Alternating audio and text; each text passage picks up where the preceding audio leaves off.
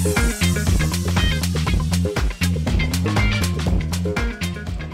inspired sa isang Pinoy egg delicacy ang latest single ng American singer and rapper na si Doja Cat. Balut ang title ng kanta sa kanyang upcoming album na Scarlet. Sa IG, sinabi ni Doja na sinisimbolo nito ang isang ibon na kinakain ng buhay at metaphor na rin sa anyay death of Twitter toxicity. Nag-react naman ang netizens. May natuwa at tila nag-crave daw sa balut. May ilang pumuna naman dahil hindi raw buhay ang sisiw sa balut, kundi ito ay steamed or grilled. Uy, masarap ang balut. We love that. Pinoy pride. Makahanap ka ng balut.